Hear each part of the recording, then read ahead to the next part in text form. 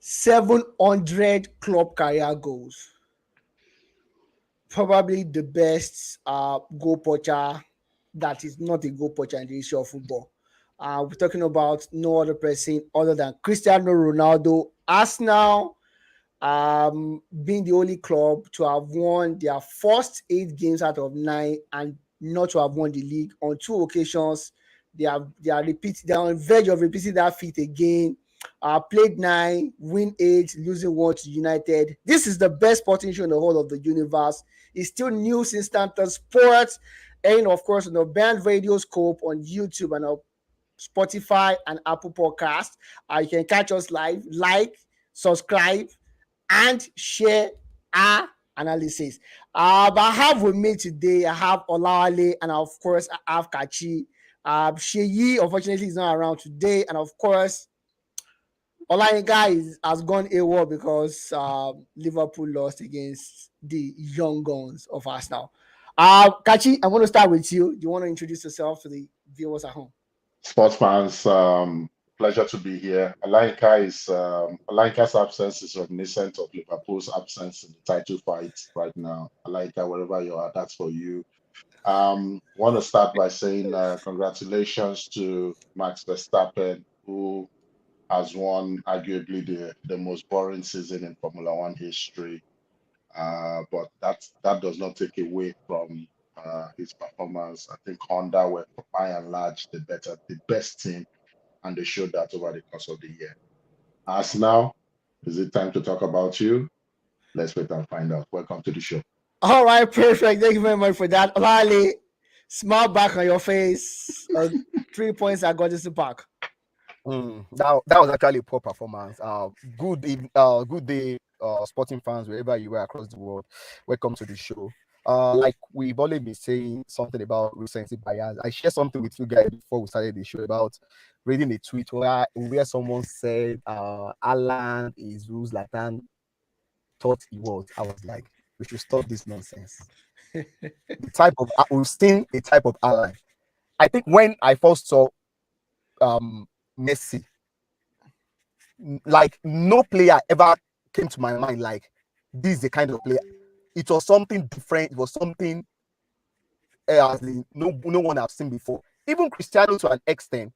It was an era when probably football was shifting more to a 4-3-3 formation, and to see somebody who could score a lot of goals like that playing from the side, it was something refreshing. But I think Alan, with all due respect, I've seen him before.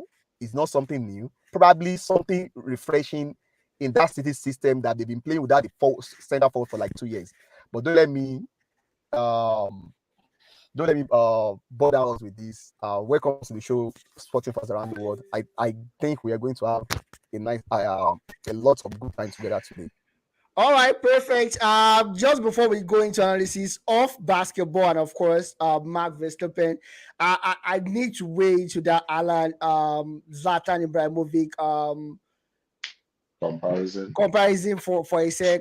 Whoever compares Zlatan to Alan, I don't know what that person is smoking, but of course, Zlatan, Alan that does not have a footwork, you can't compare him any day, anytime to Zlatan. Zlatan is a complete striker, has footwork, can score goals, and of course can create goals. Anyways, we'll go straight to the Golden State Warriors, where we where we had a technical knockout. Demon Green knocking out Jordan Poole. Jordan Poole actually told Demon Green is a single triple player, and of course Green was not happy about that. Moved towards Poole. Poole made the biggest mistake of his life, pushing Demon Green. And what we saw next was a technical knockout for Jordan Poole. I understand the fact that people want you to be a leader. They want you to be the OG. They want you to keep your head cool. But what we don't always appreciate, or what we fail to point out most time, is what about the people provoking the other people? Like, I don't know. I don't know. If you decide, if your thought is to provoke people up to the extent that they react in a bad manner, as much as we want to blame the person reacting, there should be a shared blame for the person that provokes as well. But I see it most time in sports. Whoever reacts is the culprit. I don't agree with it. Olale, I'm going to start with you on this one. Do you think, I understand Damon Green should have composed himself, is an elder statesman, if I can use that word, in the success of Golden State Warriors, is an OG in NBA itself. He should be able to compose himself and be able to calm himself down even without anybody coming into the space. But Jordan is a small guy, he's just coming up, and doing that to probably one of the most established stars on the team. For me, it should be questioned as well. Olali. Yeah. Debo, you see, everything you just said is right. Now, the thing is, there is one culture in the NBA. There is this culture that is probably acceptable within the NBA. They call it trash talking. Trash talk. They trash talk themselves. It doesn't have, what we call it, age barrier, or let me say, probably the number of years you spend in the league barrier. It could happen between any two. They see it as part of being competitive. At times it goes south. Yeah, I accept that it goes south. And probably you should know the limit. And like you probably said, even among the black community, in sometimes when Stephen A joke with some of these ex-players on Trustic, sometimes you see him ending with like something like, you see that Africanness is still there somehow, like you still like try to tell them that I'm still like your elder brother, something like that. Even though, so I understand that, but nothing can justify you eating your teammate like that, no matter what. It does is no, especially considering your role in the team, because it just make the whole thing difficult for everybody, for the coaches, for Steph. Because the truth is, what made this thing worse was if we didn't see that clip, we could just be guessing how bad it was. Yeah. In fact, a lot of people close to Jordan Poole might be guessing how bad it was. But for the fact that the clip came out, I think it made things really, really bad. And if you recall, when the news came out, I think Draymond Green didn't react to it. He didn't say anything. Right until when the video came out. I think that was when he now probably did an apology yesterday, either in the press conference or was on his show. Yeah. I understand probably Jordan Poole should recognize OG. You should know the limits where you want to trash talk with these people. I heard of a report that the attitude of the guy has probably changed since them winning the championship. Yeah. Probably that could be what made Draymond Green furious, but whichever way, you don't need to get there are other ways of you calling the guy to order, not hitting him. Like Jalen Rose rightly said, that millions of this kind of fight happens in the locker room, in the on the training inside the training court in the NBA, but it never gets leaked. But for this to get leaked is sure.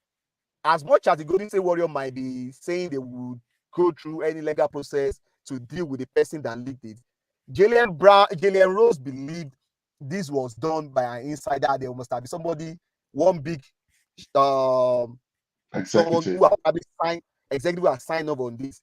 And what they probably want to achieve with this? We know the Golden State Warriors are one of those teams that they've already I think they are over their, what do you call it, cap. I'm sure they are paying lottery tax now. Yeah. And now Jordan Poole is probably right for an extension, big pay.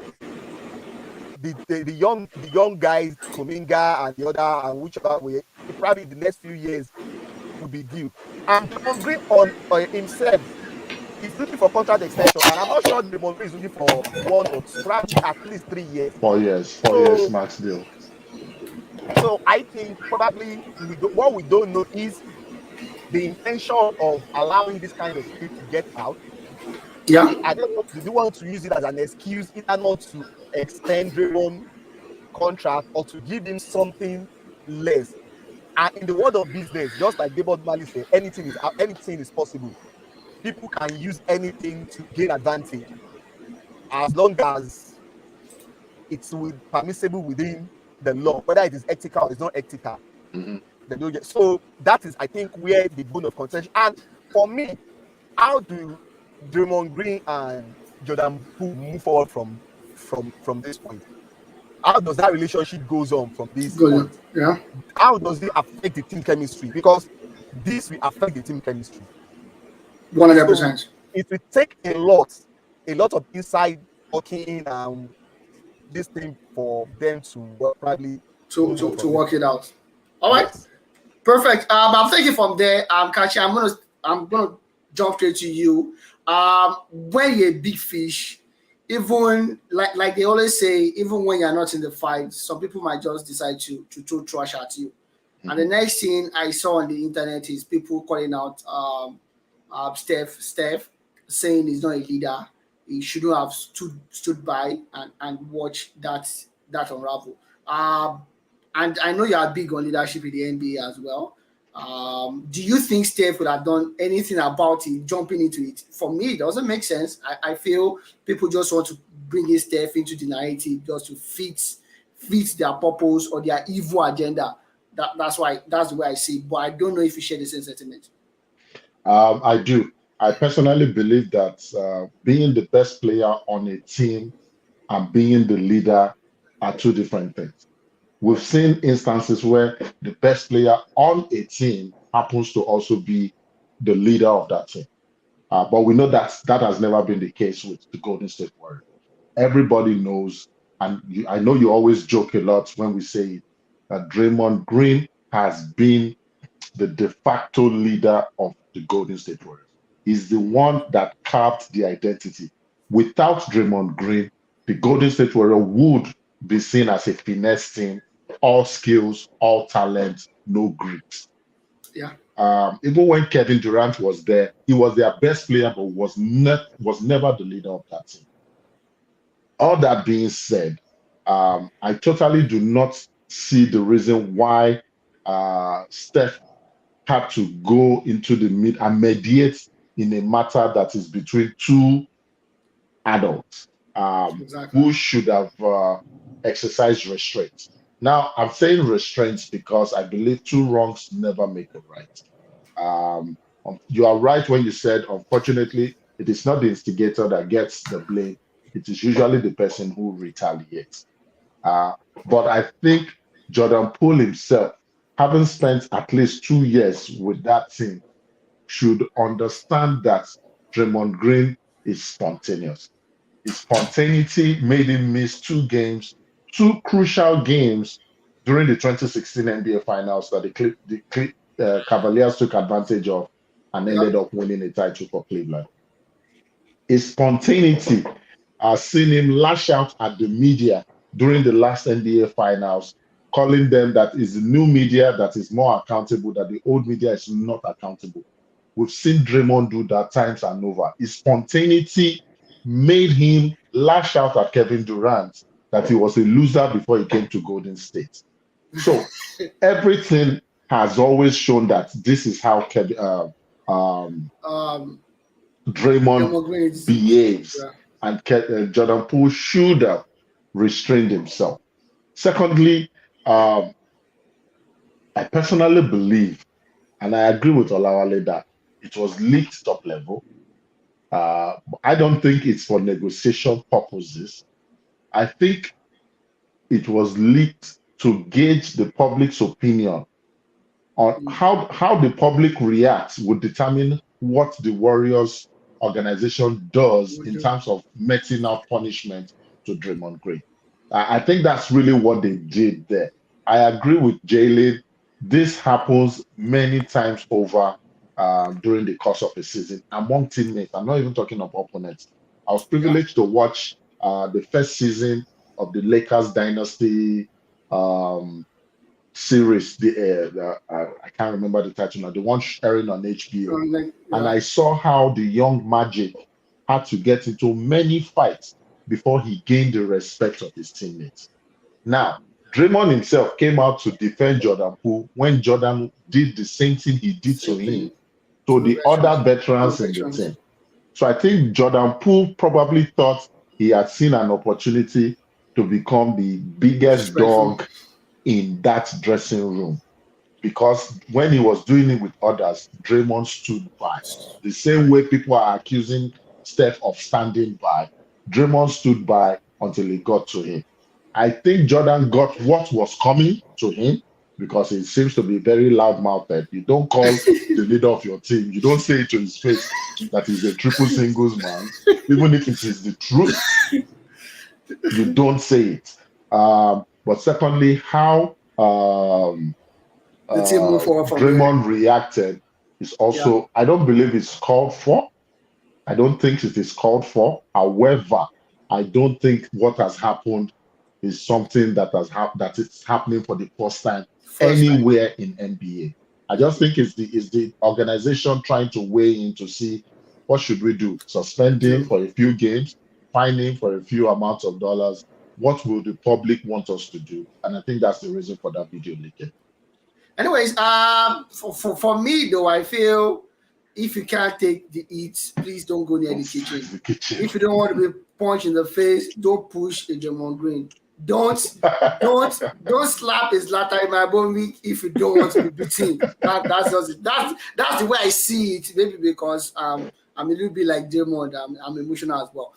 Anyways, from there we'll move to Kachi. You're basically going to talk about this because I don't have an opinion about it. You know how I feel about Verstappen. You know how I feel about Formula One. It's not my biggest forte. So you tell us, how did you win? I thought Ferrari was supposed to do something. We know Mercedes was just was a waka pass this year. This year, we understand that. But I thought Ferrari was going to do something and at least push the title before four races to go. And Verstappen is already crown champion. That's sad. Verstappen crown champion during the Japan Grand Prix. With 4 races to go, he has an insurmountable lead over, and his nearest rival is his teammate Sergio Perez, also of Honda Racing. I agree with you that we thought at the start of the season that this was going to be the year where Ferrari would ultimately compete because they started the season with a bang, winning two of the first 4 races, and they finished second in the other 2 races that they did not. That Charles Leclerc was not on the podium. But Ferrari, as has been customary over the last 3 years, shot itself in the foot with unwarranted errors, gearbox fallibilities like they've been having over the last 3 years, engines shutting down during qualifying, pretty much avoidable mistakes. The biggest takeaway from this season's race is right now, Honda seems to have fixed its reliability issue that plagued Red Bull because Red Bull is powered by Honda. They seem to have fixed their reliability and battery issue, which used to be the bane of their season for the last 3 or 4 years. Immaculate driving by the young and spontaneous Max Verstappen. Who has been shown to be pretty erratic in some of his judgments, but take nothing away from him. He's the biggest talent right now in Formula One. Sergio Perez is probably not at the same level as he is, but he's a dependable number 2 racer. Every other team now has to go back to the drawing board because let's not forget that there was a rule change that came into effect in 2022. It looks like Red Bull took advantage and were able to adapt immediately to that rules change, while Mercedes immensely struggled. But I expect Mercedes to also bounce back. How quickly, I don't know. Because one thing in Formula One, what we have seen over the last 20 years is when there is a rule change, usually one team becomes the dominant team. Rule changes usually favor a team. It was Ferrari before, and then Schumacher won for like 7 years. Then they made the rule change, and it was McLaren, and McLaren won for like I believe 2 to 3 years. They made another rule change. It became Red Bull with Vettel winning 4 straight ones. Another rule change, Mercedes came and dominated. Now this current rule change is favoring Honda. I don't know if the FIA is doing it to make it interesting, but typically when you want to make something interesting, it means you should have a season, rather a competition that extends all the way to the last lap of the season like we had last year. Last season. It wasn't very, I think they would also look back and tell themselves they lost a lot of money from viewership because whether you like it or not, just as Tiger Woods is to golf and golf viewership, Lewis Hamilton is a big pull. Him not being able to compete due to no fault of his and due to no fault of Red Bull. Let's put it out there. Red Bull did not make Mercedes bad. Mercedes was just bad this year. So you beat the teams in front of you. You beat the cars in front of you.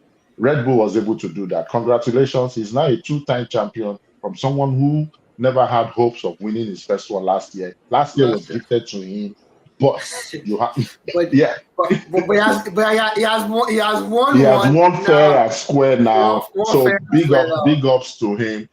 Let's see what next season does. The last 4 races, if the first 20 races have been uneventful because of no Lewis competing, the last 4 races will even be poorer. And then a little bit of statistics. This is shaping up to be the first year since Lewis Hamilton came into Formula One that he might go an entire season without winning a race. If that happens, maybe it begins to spell is the beginning of the end. Beginning of the end. Yeah. All right, perfect. Thank you very much for that. I wanted to do a review of the Champions League that we had over the course of last week. But of course, since it's going to be the same set of matches, we'll just do a review and a preview at the same time.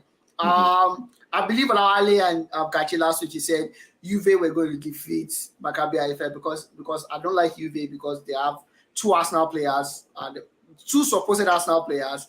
I said Maccabi was going to win. I supported Maccabi, but Juve did win. But now it's going to be Maccabi at home against Juve. Do you think there's going to be any changes? Or is it going to be a straight win for Juve as well? Kachi and Ali. If I take that first, I don't think it will be. I think if Maccabi played the game with the intensity they played against PSG, I don't think Juve right now have that emotional intelligence to overcome any setback they will face away from home. If Maccabi comes with that intensity and get a goal first, like they did against PSG, they may be able to hold on for a win. So I think it ends in a draw. Maccabi gets a famous point of Juventus, but it could even get better for Maccabi to win. I think it ends in a draw.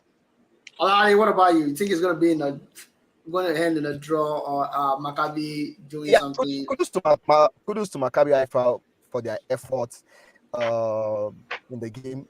They put on great effort and probably they got 1 goal to show for it.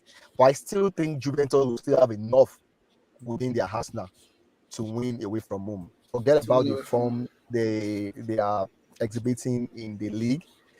I just think they have enough talent to overcome whatever Maccabi Haifa will offer that night. Is going pretty much that would pretty much change the dynamics. Could potentially change the dynamics of the table, especially if PSG can manage to defeat Benfica. PSG played a 0-0 draw against Reims over the course of the weekend. They are playing against Benfica. What do you think is going to happen, Ali? Is it going to be a PSG win now this time around at home in France? All things being equal, I think PSG should edge this one. The first leg ended the way probably I was surprised with the draw. Yeah, PSG, Benfica has shown, they've shown to us so far, at least within those 3 matches, what they're capable of doing. They won their first game at home against Maccabi Haifa. They went to San Siro to defeat Juventus, and they came back from a go down for that 1-1 draw. I don't expect them to win in Paris. I don't expect them to get a draw in Paris. I think they will make it difficult for PSG, but I think PSG will still win comfortably. Win this one. All right, Yeah. perfect. Kachi, what about you? Do you think PSG is going to win this one? Sergio Ramos getting his 28th career record, while Ronaldo was doing 700th career goal. Sergio was doing his own 28th career red card. It will be pretty. I think Benfica will set themselves up to play on the counter. Obviously, expecting the triumphant attacking trio of Messi, Mbappe, Neymar. Neymar to leave spaces, a lot of gaps between the attack and that midfield that they can take advantage of. But I think even if not tactics wise, the same way Olawale believes that Juventus has enough talent to just about get over Maccabi. I think it will be the individual talent of the PSG front three that would edge this game in their favor. PSG to win it 2-1. All right, perfect. Since we are going to do the analysis later in the course of the season, I won't want to touch it, but I'm looking who's going to qualify between Juve and Benfica to join PSG. Anyways, Copenhagen are going to definitely lose at home against City, so we don't need to talk about that so much. Exactly. Unless Let's Alan go and forward. Paul Alan are is not going to play playing. 45 minutes. Everybody play 45 minutes. Yeah, And that's all. And, Let's go forward. Dynamo Zagreb versus RB Salzburg in Croatia. I wonder what's going to happen there. Kachi. I desperately need Zagreb to get points off Leipzig right now, simply to keep that group competitive. If Leipzig should win, they stay top no matter what happens in the game between Chelsea and AC Milan. Zagreb obviously will ride a lot on their home, and the fact that right now in Croatia is beginning to that the eastern wind is blowing, so it gets slightly colder. So Leipzig might not. The Leipzig players. It's Salzburg. Salzburg, rather, I said Leipzig. The Salzburg players may not, and I'm looking at you, Okafor, may not immediately adapt. I totally expect Zagreb to win this. It will be pretty. There's nothing ever pretty with Zagreb when they play. For Zagreb to finally get a win in this group. All right. What about Yolale? Do you think Zagreb is going to take this as well? Right now, pretty much straightforward, pretty tight group. 5 points, 4, 4, and 3. Salzburg with 5, Chelsea with 4, Milan with 4, Zagreb with 3. Yeah, I think it's a tile defining round for everybody within that group, because things are pretty close the way it is presently, and I think Dynamo Zagreb should most probably get the win at home. I'm not sure that Salzburg is that exceptional or they are that good to be able to pull this one out in Croatia. I just think Dynamo Zagreb, because it's a bit of everything within that group seems to be balanced now.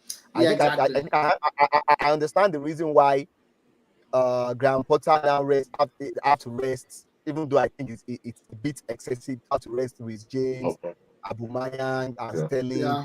I think he knows that they can't afford to crash out of the first round of the Champions League. Yeah, they should not come to the Europa. Arsenal wants to win Europa, so they should not come.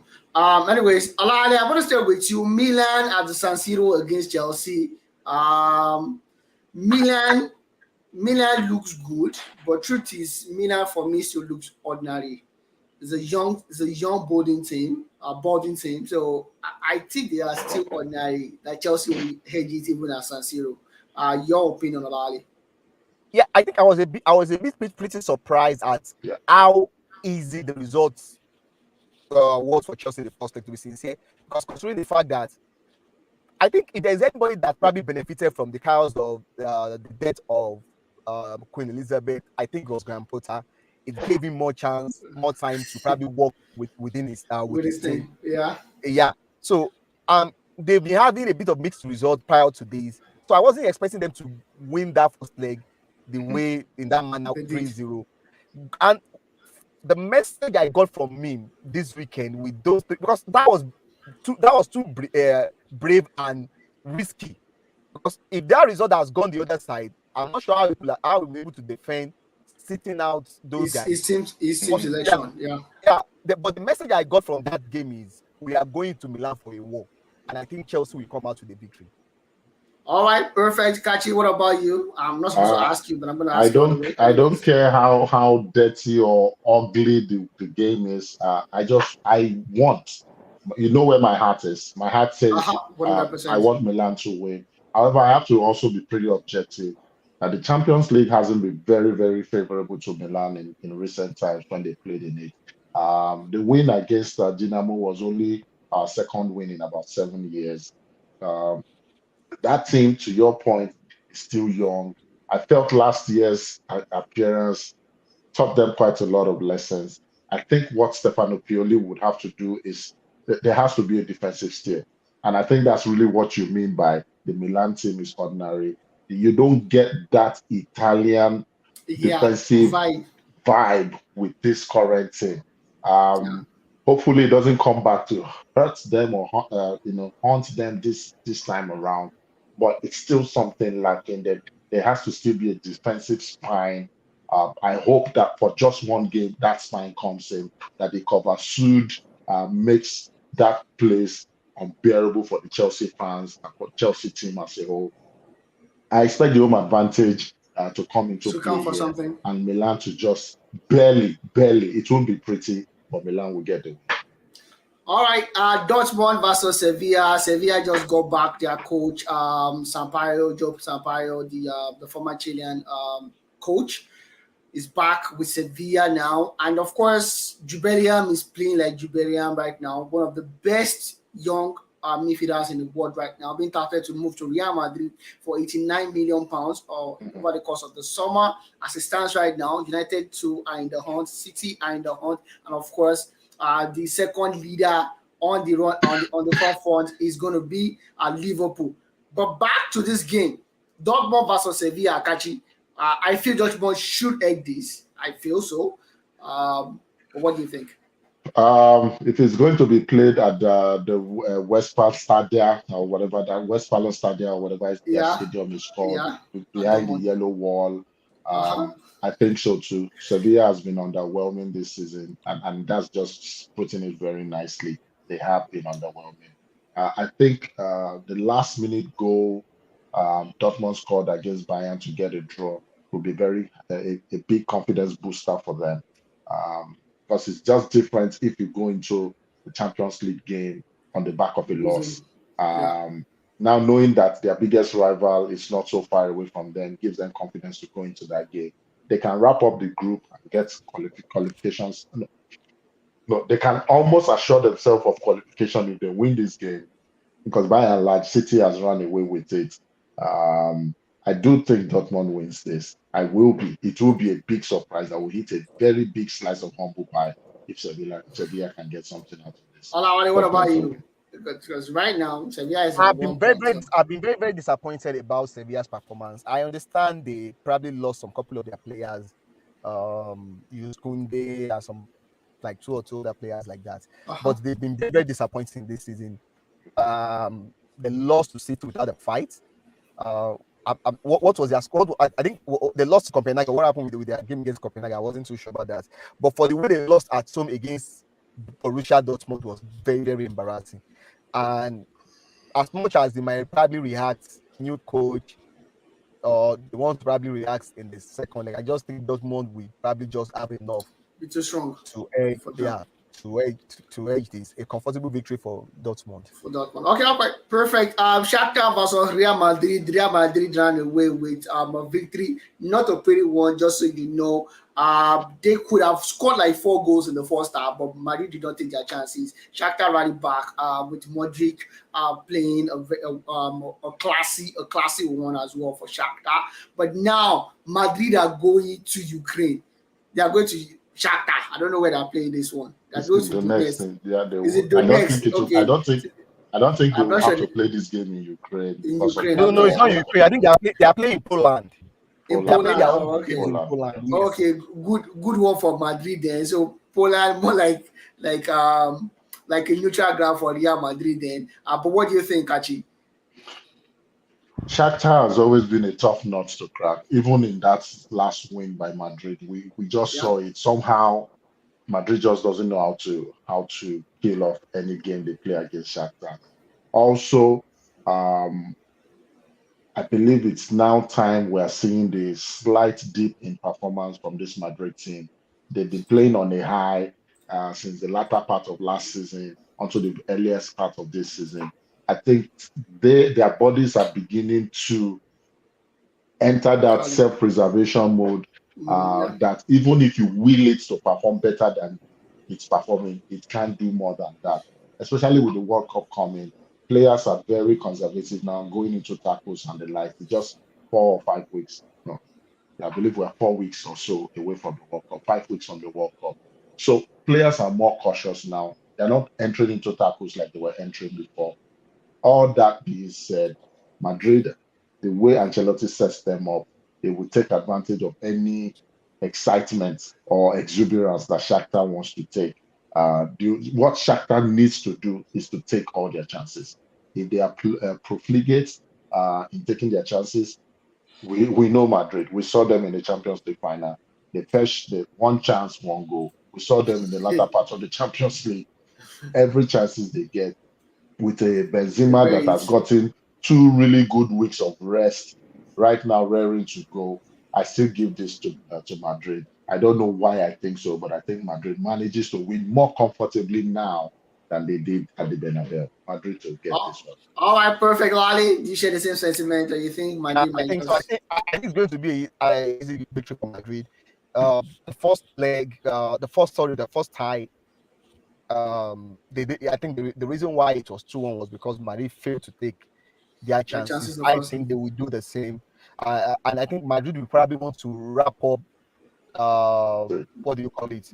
the group group stage. stage. The group stage by winning. Winning now means that's going to be 4 wins out of 4. And I Yeah. think that could probably guarantee them topping the group depending on how that result works. And with that, they can probably rotate more. Of course, in fact, throughout this season, Madrid have been rotating. I'm not sure they've repeated the same lineup in 2 consecutive games. It's not even Mm-hmm. like a one personal change. It's Not been sure. massive Yeah. in the midfield and Yeah. attack. But I think Yeah. that gives them that extra. Number one, you can rest. Number two, you can play with low intensity, even if you don't, even with the what do you call it? With the The same lineup. guys on the pitch. Yeah. So Yeah. I think they want to wrap it up in As soon Poland, as and I'm possible. sure they're going to get it done. All right, Lali, staying with you, Celtic going against RB Leipzig at home this time around. Last time around, RB Leipzig came back. No thanks to Joe had rush of blood to his brain. But this time around, they're going to be going to the Celtic Park.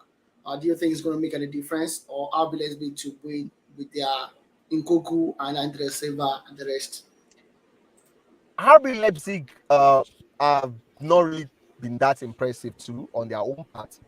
Um, I think they lost the first leg at the first match of the group stage at home to Shakhtar Madrid. Donetsk. Oh, Yeah, Yeah. Leipzig. they lost Sorry. the first. Yeah, they lost to Shakhtar in the first match of the listing. I think in the second game they played against Madrid. They lost to Madrid too. I just think this game gives them the chance to probably be in contention for the second place For because the Europa, okay. no, if they could win this game, they go to 6 points. Yeah. If Madrid beat Shakhtar, that Shakhtar. means they will be on 6 points with Shakhtar, and Mm-hmm. which means uh, it's still pretty difficult for them because they still have to Shakhtar play is Madrid. currently on 4 points though, So so Shakhtar is they will currently move on up. 4 points. Yeah, I yeah. have So they'll Shakhtar. move above Shakhtar. So I think that motivation is too big for them to let go. But I just don't think they will have enough. I think this pride will set in for the Celtic team, and I'm sure I think they should be able to end that game probably in a draw. I don't see RB Leipzig winning in Scotland. That's if Joe Hart will let them. Kachi. I think this is finally where Celtic to get their first Champions League win this season.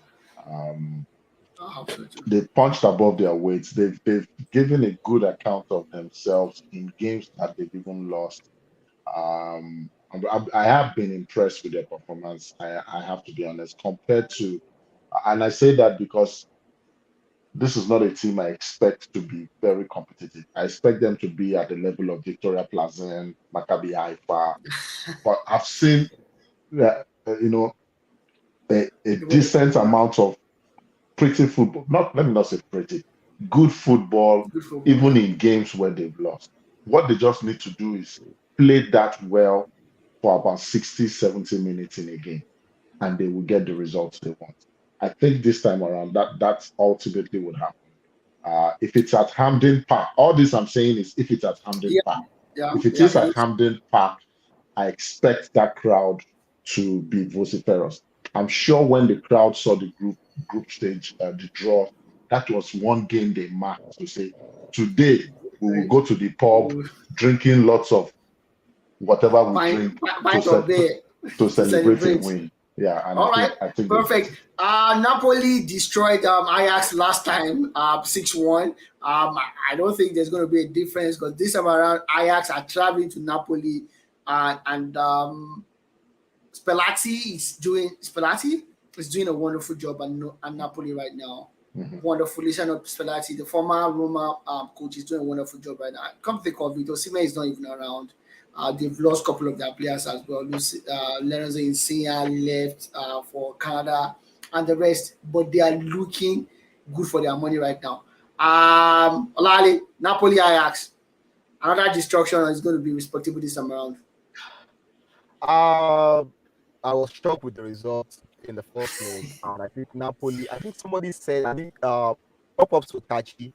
I think it's made mention of something some couple of weeks back that Napoli are playing probably one of the best football in Europe, and I think that came to show that night.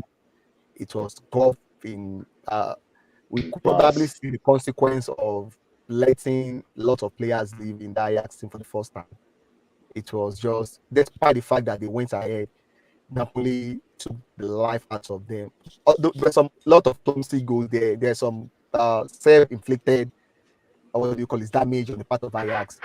Yeah, Some yeah. unnecessary That's what line, and when but when of you course, have when you have Kevin Bassey as a centre back, what do you expect? so so Olale, you understand that. But I just don't think I wasn't expecting anything different in the second leg. It might not be okay. as the margin might not be as big as it was in the first leg, but I just think Napoli to hedge this All straight right, up. perfect. Kachi. Uh, I think that results, the first time out was a result Liverpool desperately needed Napoli to have. They did Liverpool a great favor by pretty much decimating their closest rival. And Liverpool would pray also that Napoli won't take this easy and also try to wrap up the group stage by just getting their fourth win, and just coasting, so that by the time Liverpool will face Napoli, the group stage is already wrapped up for Napoli, and Yeah, they will just play their French players. I don't expect a different result. The crowd at the Ajax Arena was vociferous and loud, but between it could not help themselves. Anguissa, Politano, the guy they call Zelensky. Cavradona right now, the Yeah, young, they were able to silence that Dutch crowd. That is the same thing that would happen. and the Um, first. they play such an expansive brand of football when they play outside Italy.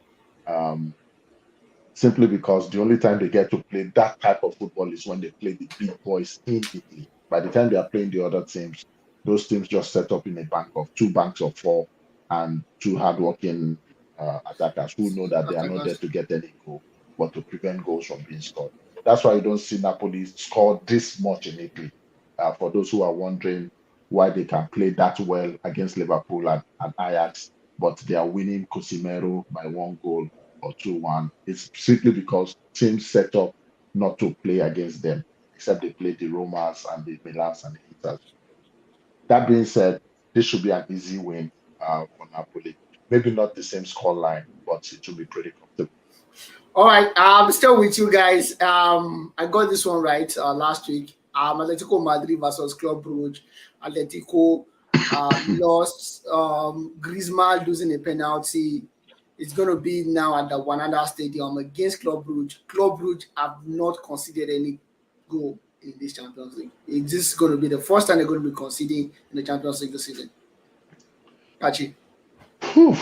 They definitely will consider the Wanda Metropolitan. Let's just be honest. But I think Club Brugge is playing with house money now, which will make them a lot more relaxed. Um, Atletico will be a lot more desperate, which might open them up to errors. Which Club Brugge Atletico will not win. Kachi, forget all this English. Atletico will not win. no. I think Atletico wins this. Okay. For the second time, I'm sticking out my neck to you, Atletico.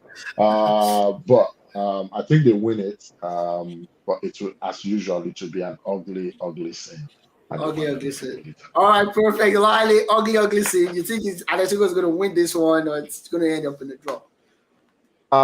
For predicted for 3 times in this Champions League group stage. First match, Leverkusen against Club Brugge.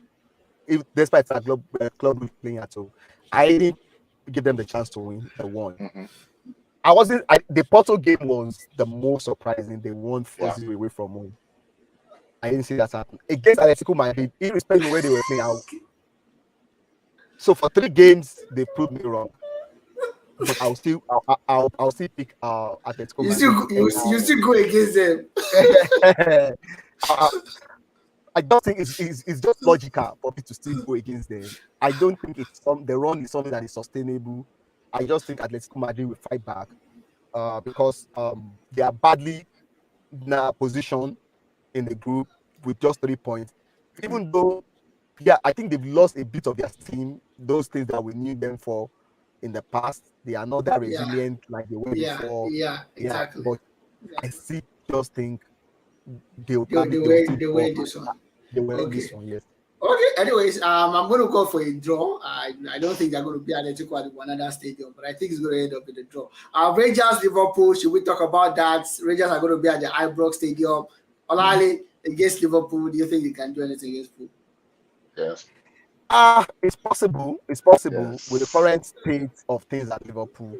What we've seen from Liverpool is a complete drop off from what they were last season, like 40% drop off from what. And if a team would drop 40% in terms of performance, in terms of effort, or the way they play, any team will probably have it, will fancy their chances against them. Because the problem is they are even letting in a lot of goals. It's not even about them struggling to score goals, but it's just that they can't keep team at bay, which probably. So you think Rangers are going to get a point? Rangers on their own part too, they are pretty bad on their own part. That's what makes this whole thing looks Rangers looks very, very bad. Not like the way they were last season, 2 seasons ago. I think Liverpool will win, but it will not be easy. It will not be pretty. Okay, Kashi, it's not going to be easy. It's not going to be pretty. Do you think that's going to happen? I think Liverpool is taking this one at least 3-1. That's what I think. I think 2-1 they win it. But I don't think it will be pretty as well. I expect Liverpool to. Nunes seems to have. They finally got a second goal. Maybe the pressure now that there's no more expectation on him, he can be let loose to play. Mo Salah should thank his star that he got his contract. He got his contract because he has been underwhelming to say the very least. But I think the over-enthusiasm of Rangers will play into Liverpool's hand. I think from what I saw against Arsenal, that Klopp is learning to also play slightly on the counter. He has to set up his team to take advantage of the spaces that the Rangers would leave. Except Giovanni Van Bronckhorst does something totally against what Rangers usually do at Ibrox. But I think Liverpool finally. But I'm so struggling to say they win this, but I think they win it. Okay, all right, perfect. We don't have to talk about the Victoria Prison versus Bayern Munich. We expect Bayern to win that away from home. Ah, To a controversial one, Barcelona were unlucky to be defeated against Inter Milan. A clear foul by Dumfries that was neglected even after a VAR review. Wonder what's happening there. But at the Camp Nou, Kachi against Inter Milan. hmm, Inter Milan is trying to come back gradually. So uh, we're seeing a new Inter, a revitalized Inter Milan, so to speak. but we're also seeing a revitalized Barcelona who are now happy to win just 1-0. Um, and I think that is what will help them in this game. They will feel hard done by that. This was the game they should have at least gotten a draw from, and that I believe should motivate them. Uh, Barca to win simply because Inter they seem to be rediscovering themselves, but only when they play at the San Siro. Once they go Yeah, away, they 100%. unravel, and I expect them to unravel again. Barca to get this one. All right, perfect. Balali, Barca to get the win as Pakachi, or you think Inter Milan can sneak a I draw? could confidently say this some couple of weeks ago, but I was surprised they lost to Inter. Uh, yeah, kudos to Inter. They raised that game because they fell short in virtually all the big games they played this season against AC Milan, against Napoli, against Roma. They performed below average in all those games, which has led them losing them. So I was very pretty confident that Barca were going to get a victory, but it didn't happen, and it probably saw a bit of schoolboy mistake on the part of Xavi in terms of the way he set up his team, playing Uh-huh. Rafinha on the left and On the left, yeah. Dembele. Just go for something that works. That pretty most of the inverted one thing. I don't know if I'm the only one that have noticed it. Most of the inverted wingers we have now, would I want to say they are pretty one-sided. Most of them can only play inverted. They can't play straight on the other flank. So I think probably Xavi or overestimated the ability of Rafinha to play On the comfortably left. on the left side, not knowing that it's just pretty that right side cutting inside of the thing.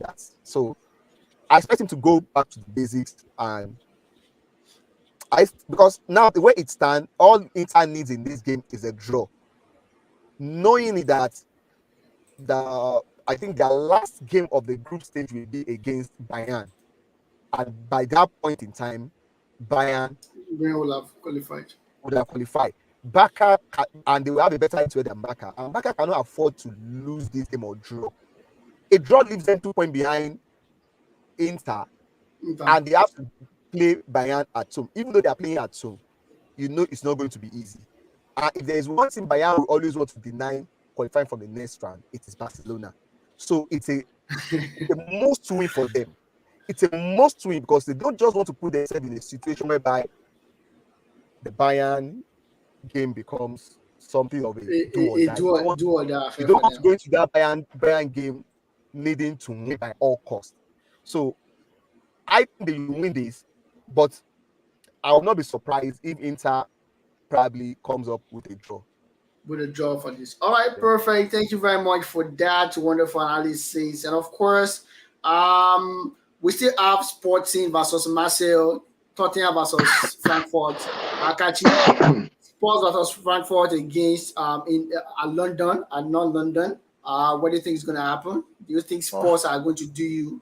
They are going to do some justice finally, because if you're sticking out your neck for them, I've been sticking out my neck for them, and I don't think this first team. It just looks like a waste of a Champions League spot for an English team. Looks like Arsenal would have probably even done a better job right now, because these are the game against Frankfurt. Frankfurt wasn't taking the game to Tottenham. Tottenham was just very docile. Looked like they were comfortable leaving Germany with a point. I am not sure how they will set up, and that's really what is the cause for concern for me. It looks like Conte's default, whether playing at home or playing away from home, is to play on the counter.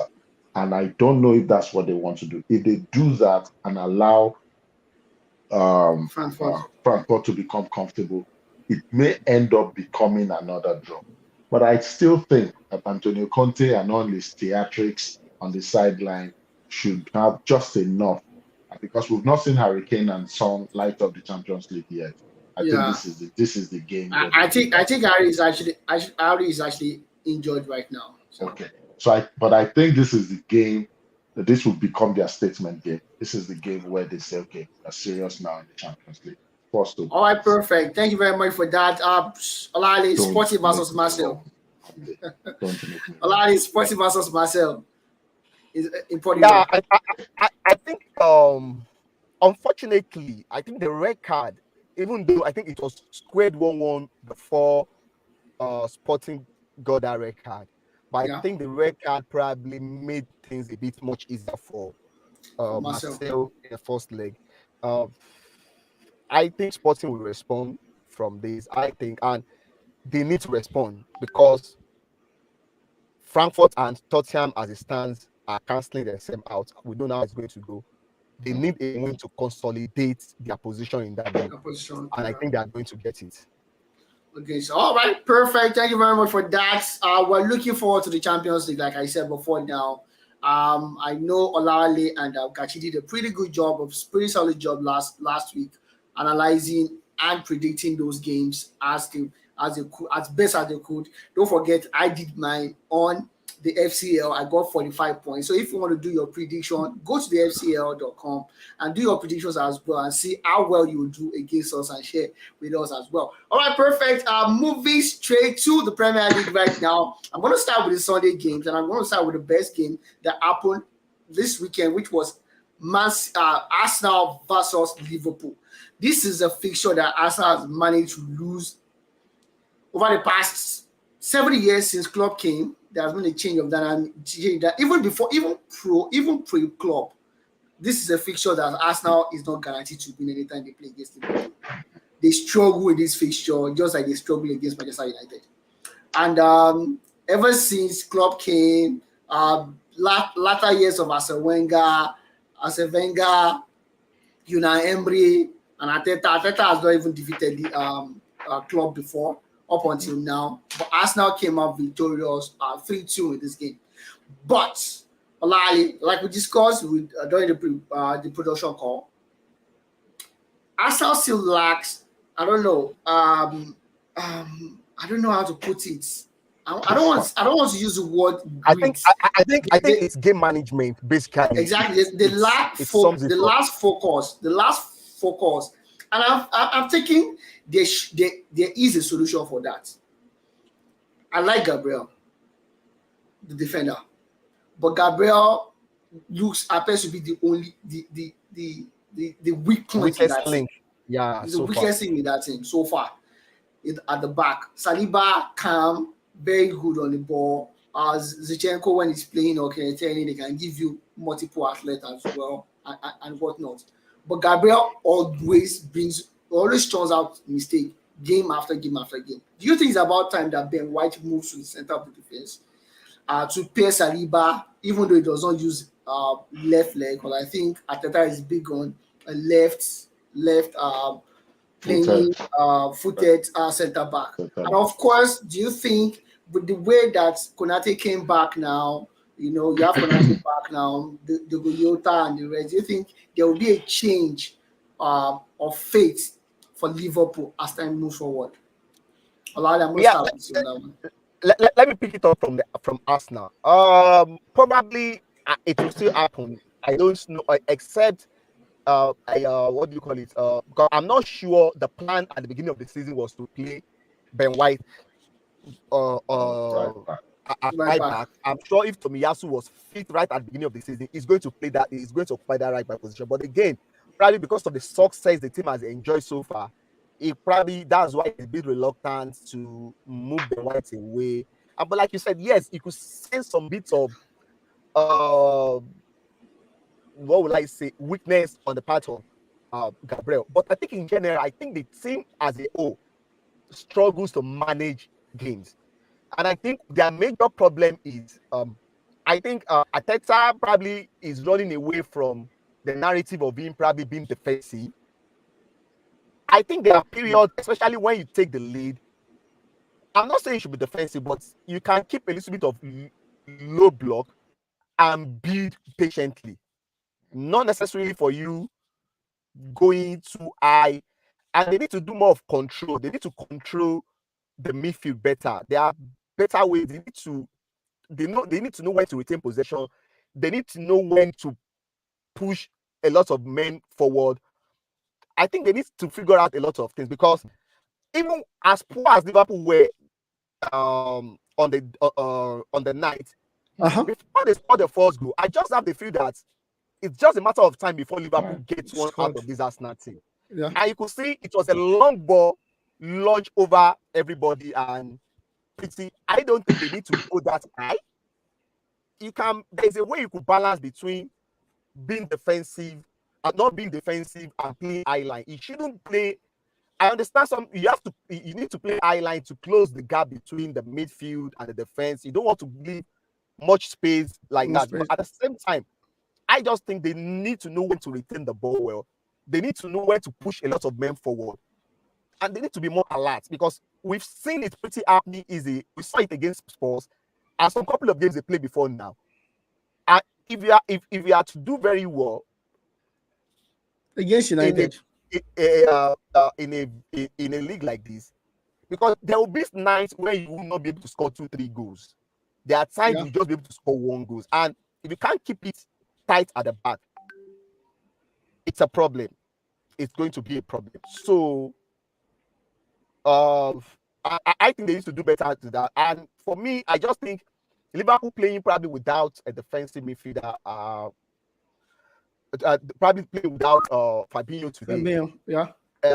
I don't really understand it, because for a team that is making goals like that, I think the double pivots exposed them a lot at the beginning, because there was nobody directly shading the back four.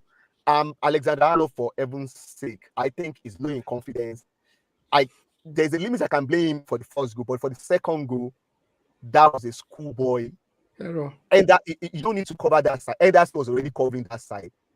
Where Martinelli cuts back to the second side, that is the area you ought to cover. Yeah. You just make a joke of Ederson, and I think that was why it was removed. It was removed because it wasn't coping. But Liverpool, I don't think I struggle to think the guys that are now initially at the beginning of the season, we felt it was because of the injury. But now I just think it's beyond the injury, especially the midfield and the defense. They will score goals. We've seen it. They will score goals. That was not a problem. But Liverpool are not pressing as high as they used to. They are not disrupting opponents. They look disjointed. Exactly. They are not, as in, opponents have the time to build on their games. That's one thing I'll be able to find out. Unlike before, Liverpool pressing will disrupt you from from being able to attack them. They win the ball back aggressively and quickly. And that is why people like Alexander Arnold are not being exposed. But they are not used to now. But what we've been saying now is that teams are having more time on the ball. They can build patiently. They can do their thing. And that their team is not structured to face attack consistently. Exactly. So it is not, that team is not, and that is the reason why I think it's going to be a struggle to finish in the top 4 this season. Okay, all right, perfect. Kashi, I'm going to come to you now. We admitted a couple of weeks ago, before Arsenal play against Spurs, that if Arsenal do take at least 4 points from their next 2 games, which was against Spurs and Liverpool, it's going to be a statement. But now they did 6 out of 6 against 2 formidable oppositions. Because the argument against them before now is that they've not played against good teams. But they did against 2 formidable opposition. Do you think this is a statement win and a classical effort towards gaining at least a good top 4 position this season? Absolutely. With all Olale and what yourself have said, which are totally correct, I just choose to see the positives in what Arsenal has done. These were games that Arsenal could easily have lost in the past, or the Arsenal teams of old would have lost. both games against Spurs and Liverpool. Secondly, for the first time in as far back as I can remember, Arsenal is getting points off direct rivals for that top four position, which was something they hadn't done in a long time, like I said earlier. For this fixture in the history of the Premier League is the fixture with the most goals, and it Yeah. lived up to the billing. Another 5 goals. I think now they're about 184, 185 goals in this fixture alone in the Premier League era. Mhm. But what I really liked was how Arsenal, it looks like Xhaka has finally seen someone who complements what he does in Thomas Partey. That means we don't see that Xhaka has not changed how he plays. It's just that he's not being exposed as much as he was being exposed playing with the other Other guys. Yeah, it doesn't central have to. It midfield doesn't have pairing. to tackle so much again. Exactly. And I think that's a big positive. Um, I think I just saw you. Don't let me. I don't want to break you, but I think taking the captainship armband away from him, I think probably has done a also little did bit a better world for his of game. good. Yes. Yeah, I think probably has. I think at times some of those rash tackles could be out of expectation, like being the captain of the team. I want to Mhm. set the tune. I want to Mhm. be, and at times It- it tends to get it wrong. I think it's a bit more cool-headed, and most times I think when they play Zinchenko, Xhaka, when they have the ball, Zinchenko most time moves into the midfield, and you see Xhaka moving a bit high up the pitch, yeah. more of the attacking. So I think a lot of things, Shabo, please continue. I just want to add that one. Okay. And that's a very fair point that Olawale said. I want to let you know how good that midfield looks now for Arsenal. Liverpool deviated from their walking the ball to your 18 in fast-paced passing to go over the top of that midfield because they Mhm. just couldn't get beyond that particular midfield pairing. Um, it's big kudos to the work Arteta himself is doing. I'm not saying he's there yet. I don't think Arsenal will win this league, but I think they've laid down the marker that they just might be Manchester City's closest competition this year. I'm not saying they are equal to City. You guys should not go and start betting on Kachi saying Arsenal will win it. But it shows immense progress from where they were 3, 4, 3, 4 even seasons last ago. season up until now. Statement win without a doubt. All right, perfect. Just before we go, you guys took the question off me. I don't know if I should ask the question again, anyways, but I'm still going to ask the question. Arsenal lacks leaders in the team, but they have a significant leader in Granit Xhaka. Would you say, Kachi, Granit Xhaka is the same to Arsenal as Demon Green is to the Golden State Warriors?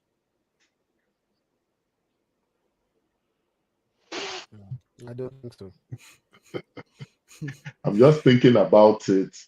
Because it seems to be the only leader Instead I would in think the team. I think it's even Gabriel. From what I've seen, the reason why Gabriel gets into it makes a lot of mistakes is because he's much more emotional. He's the one going into verbal jaw with the opponent, and it makes him sometimes he's thinking about hurting that person he has gotten into an argument with and forgetting about his His defensive job. duties.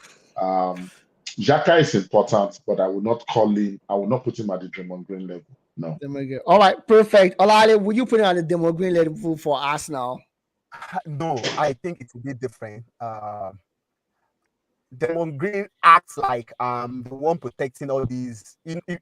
Especially, I think the basketball this is a bit different. Number one, the number of guys on the pitch are quite smaller Smaller. than when you compare it with football. But when you look at the star players in Golden State Warriors, if NBA is a big man game, and like Steph is more of something different to what the NBA has been used to for a while. So it's more of like Steph looks like a guy that you can easily go and bully. So Draymond acts like, no, they might be The small. bodyguard. Yeah, they might be small, Exactly. but You know they what? have Actually, the elder brother. They have the elder brother, but I think that is not really that you know what? scenario. You know what? I asked the question in the course of this game against Liverpool. Jordan Addison did something to. I've forgotten the person right now. He pushed him. He pushed the person. I don't know if it was Gabriel or whoever. Xhaka was the person that stood up to him, grabbed Jordan Anderson by the shirt, by the scruff of his shirt. Like, what is wrong with you?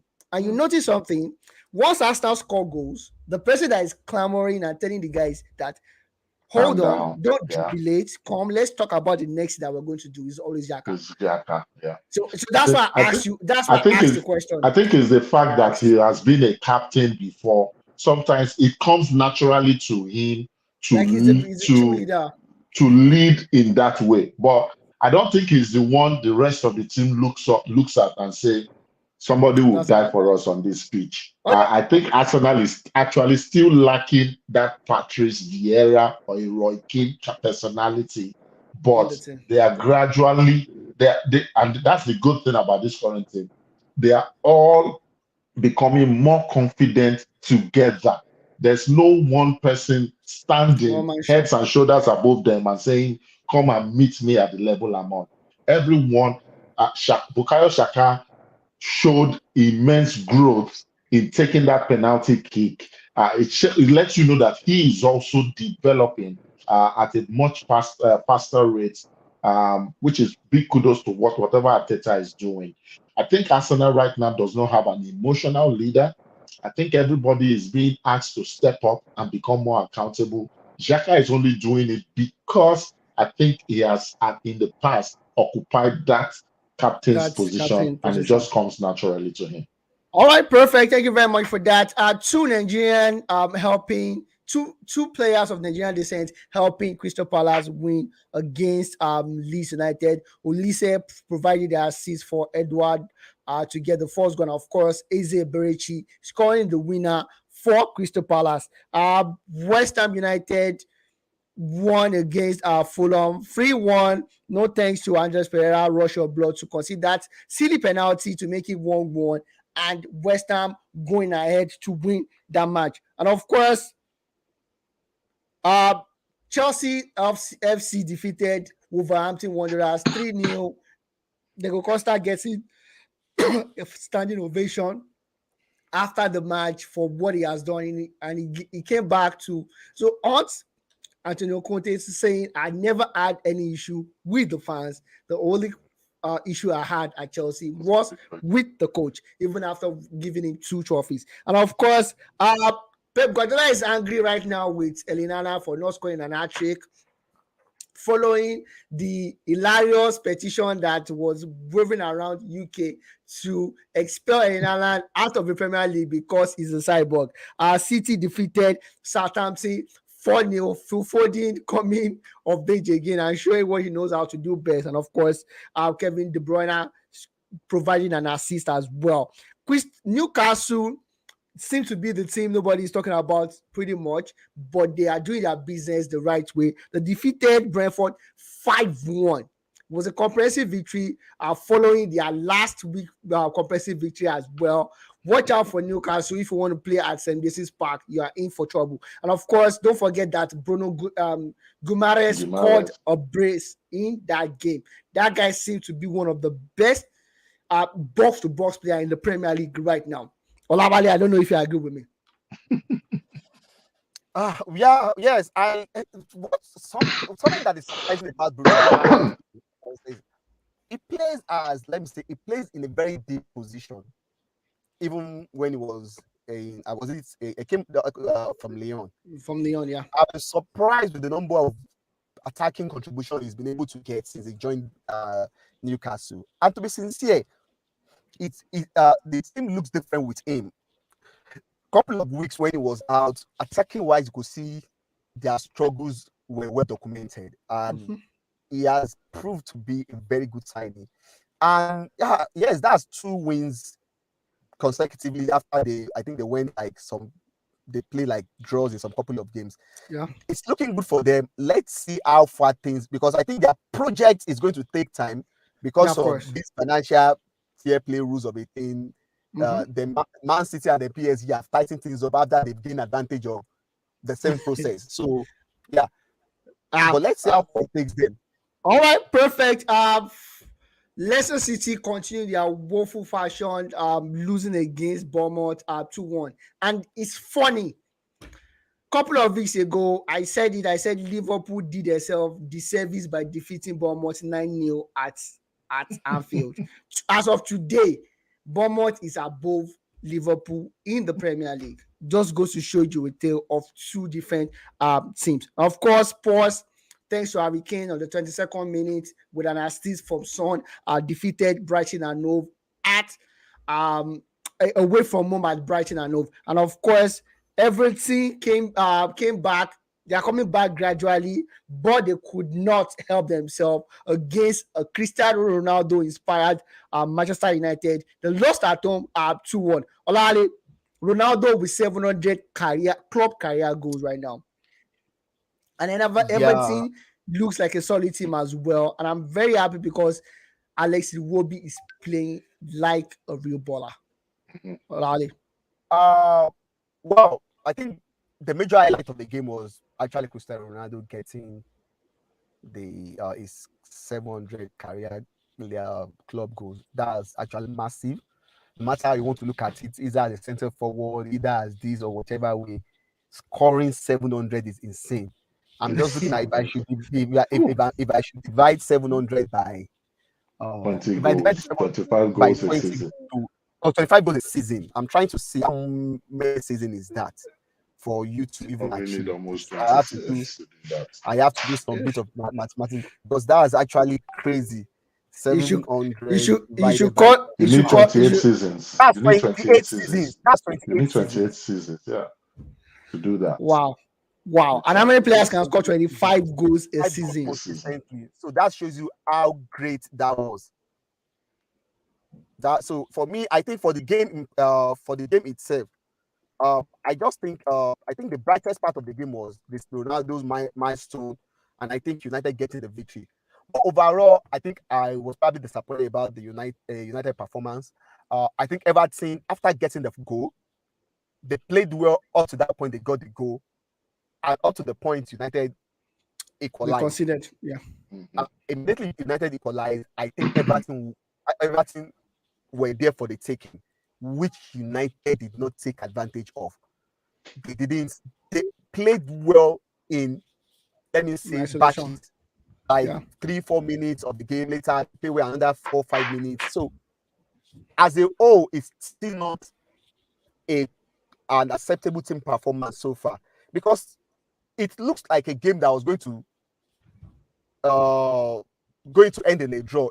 A draw was already, in the last 5 minutes, the crowd is going to and it almost looked like United could have controlled the game better.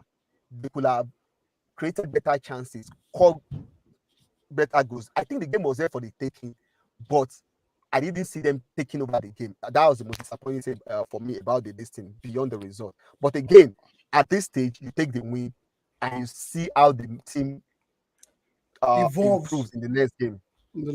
Yeah. I totally agree with you, Olawale. Following their disappointing show against Onomia in the midweek, that victory as well was pretty ugly up until Rashford and Martial came into the mix to rescue United from the jaws of a draw. Of course, Sassuolo lost at home to Inter Milan. Edin Dzeko scoring a brace. Milan took Juventus to the laundry and watched them 2-0 as well. A good victory for Milan. Roma won Leeds at home 2-1, while Napoli continued their terrific form. Britain Cremonese 4-1 away from home, which is a good one in the Italian league. And in the Spanish league, Barcelona defeated Celta Vigo 1-0 thanks to Pedri goal. Eddie Militao actually scored 1 goal for Real Madrid as he defeated their city rival Getafe. And of course, Atletico Madrid defeated Girona 2-1 as well. So a more interesting one, Bayern Munich will only manage a 2-2 draw against Dortmund. Dortmund coming with the winner at the death, thanks to Modeste, who have actually lost a clear chance before he finally scored that equalizer for Dortmund. So it's not looking so good for Bayern Munich in the league right now, and they look like they're missing Lewandowski. It's written all over them. Not that the chances are not being created, not like the players are bad, but scoring those chances seem to be a major barrier or stumbling block for them right now. That is the story, and that is the story for us. But before we go on the show, I said I was going to ask it, but I don't have a choice but to ask it. Everybody wants Fenerbahce to be on the plane to the World Cup, but Arnold, is he deserving to be a starter? Arnold, is he deserving to be a starter ahead of Reece James, Kenan Trippier, and of course, Kyle Walker, Ola Ali? I don't see whatever it is that he can do. Trippier can score free kicks. He's open with his play as well. James Reece is solid defensively and attacking wise is good as well. Same goes with Kyle Walker. I don't see any reason why Arnold should be on the plane to Qatar. This Arnold case. Anytime I probably think about it, I just feel like it's as in when you have a talented player like Alexander Arnold, I can't imagine you leaving such talent. Like, number one, even leaving him on the bench looks somehow, not talk of leaving him completely out of the team. But again, if you look at what the guys you just called at what they had to offer, you're actually right. It's just strange to looking at that Liverpool team that won the league, the one that won the Champions League, how the contribution from Arnold, exceptional player playing in that position, can just imagine that something can probably stop this guy. You're right. Defensively, I think the other guys you call are more assured. Trippier is a better defender. Reece James is a better defender. Kyle Walker probably the best among them when it comes to one-on-one defending. And attacking wise, they might not probably give you what Arnold will give you. But considering the system they play, which is what we expect their coach. I don't think the English coach will probably adopt a system that probably is adventurous. Arnold. But whatever way, it still doesn't sound well. I don't know how it's going to sound, but it's something that you can understand if the coach decides to do that. Yeah, because I don't see why should I take I will not start probably ahead of Reece James, not at this point in time. Yeah. But Kachi, what about you? I don't see why I need four right backs. I think the only reason I think Arnold should be on the plane simply because you can fit Arnold in with one of those guys also playing, especially when you are looking for a goal, you're playing against a team that is very compact and playing it maybe two banks of four or 4-5-1 or whatever. Arnold can play from the right side of Arnold brings something that Reece James has shown that he can spray those crosses, but not at a consistent rate and at an even better rate than Arnold. He's a 100%. Better defender without a doubt, but Arnold just has that cross-field passing, one-time crossing without even trapping the ball and making it look good, that can inspire or can conjure a moment of inspiration in that 18-yard box. And for that reason alone, but when they are chasing the game, when it's 87, England is a goal down, it's 75 minutes. Yes, you have a solid defender. You need an extra body to get the ball in. And let's not forget his dead ball specialty. I think among all the defenders, only Kieran Trippier compares to him. Yes. So for that reason alone, because he can be an extra body in the middle of the park, I think Arnold should be on that flight. It's unfortunate that right now England has a lot of defenders. That is why even Ben White is agreeing to play right back. Anything to get on that plane right now. Honestly, for me, I don't think the way Arnold is playing right now, I don't think Arnold deserves to be on the plane. Whatever Arnold can do, those three guys can do it.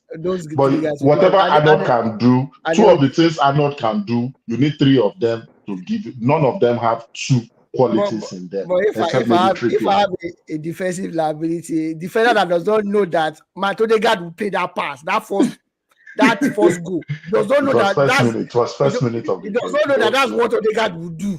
It was first minute of the game.